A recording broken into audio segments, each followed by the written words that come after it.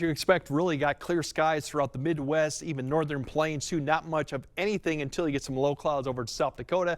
There's the warm front that'll be a player for us tomorrow. The only snow that's going on is still, you got a lot of lake effect snow going on to Lake Superior up to the UP. You can see these cloud streams over that open water still yet. So the warm front is what we'll be watching.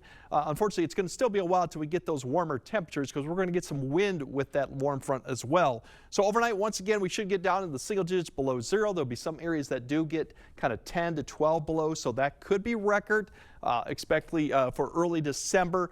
That doesn't involve, obviously, the wind chill. We'll get in that in a moment. Temperatures tomorrow, more upper or low teens, maybe some middle teens. In fact, these will be really the low temperatures you'll see going into Friday, kind of how much we're going to flip the switch with temperatures here, too. But this is about 20 degrees below average. Once again, for December, even below average for really January. Low temperature records, there's our records, and you can see how far back they go, 1893 in both locations. So for just an odd reason, we just haven't hit a lot of cold temperatures on this date since 1893.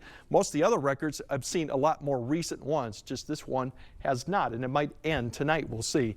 Otherwise, wind chills, as you notice, 15 to 20 below right now. We've already saw that. So as you wake up, you'll probably be into that 15 to 20 below. There could be a few areas that are a little bit colder. They will improve. They'll come back up into the single digits as our winds will remain quite light in the morning.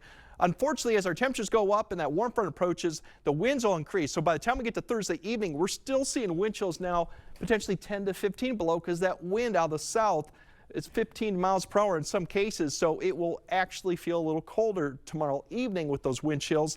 Now the winds will die off overnight, so the wind chills won't be as bad waking up Friday, and then we'll kind of be done with those wind chills as we go through Friday as our temperatures almost in the 20s. So Friday's highs too, the good news is we're going to flip that around, so we're back into the 20s, mid to upper 20s. A few areas may hit the 30-degree mark. We do have light snow associated with the warm front coming through and then the cold front that follows.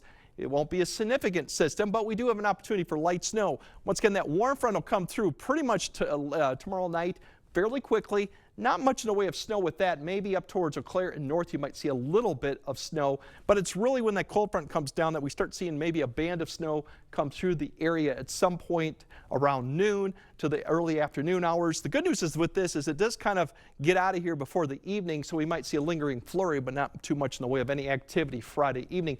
That cold front will bring a little bit cooler air, nothing really too bad.